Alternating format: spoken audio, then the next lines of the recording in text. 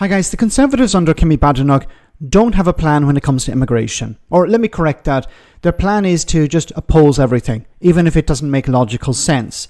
So Lord Jackson, a Tory peer, appeared on Talk TV where he was grilled by Julia Hartley-Brewer. Now, unfortunately, I have to give Julia Hartley-Brewer some credit here because she held him to account over where asylum seekers should go if the Tory plan is just to remove them from ex-hotels. And unfortunately for the Tory, he completely fell apart. Have a listen. But Conservative councillors had a meeting on Zoom with Kemi Badenoch, your Tory leader, this week, basically saying, look, we want you to challenge these hotels. We know Reform are doing that as well. But if you do that, they're not going into detainment camps. They're going to be going into the local community. Well, you have to balance the greater good of the general public and public policy. And I do think that the government now is in a terrible mess. The people that they say they've removed are voluntarily but that's not the point. You said you want them out of the hotels, but you don't want them in local accommodation. Well, that's the only other option under this Labour government. So which do you want then? Well, the Conservative government, which wasn't perfect by any means in this area, in this policy area, did look at Ministry of Defence, disused Ministry of Defence facilities and other... He's not listening to the question. The question was, okay, the Labour government are not going to use, at the moment, disused military bases. They're not going to build camps. There are two options, hotels or rented accommodation.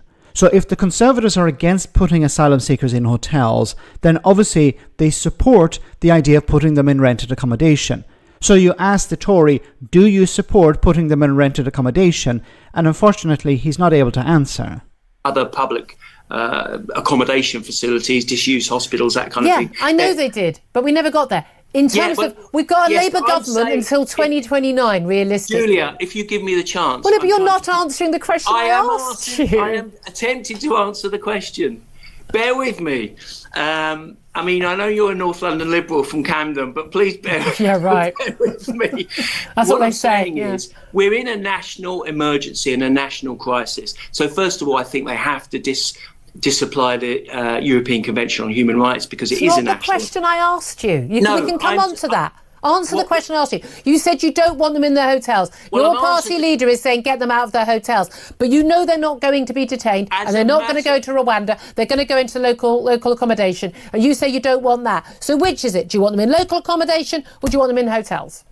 I want them in an alternative accommodation, such as former Ministry of Defence. Yeah, but the government's not going to do that. Labour's not going to do that. That's what I'm saying. That is my position. So, given the two choices we have, would it be better for the Tories and the Reform not to push for the closure of these asylum hotels, so that these people are not spread out in the community? We don't know where they are, and using up scarce private rented accommodation.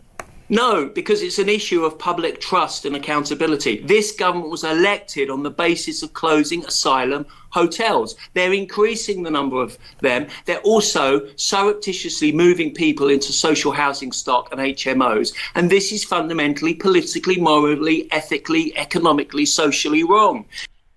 So where should they go? Because the Tory plan is, let's oppose, along with Reform, let's oppose putting asylum seekers in hotels. So obviously they have to go somewhere else. And the only other option at the moment is rented accommodation, HMOs, stuff like that. But the Tories don't want to say that because then they would be blamed for supporting putting them into rented. They want to have their cake and eat it too. They're just opposing stuff. They're not actually proposing a real plan. The guy here said, well, we should put them in ex-military bases. Okay, but these military bases are not fit for purpose at the moment.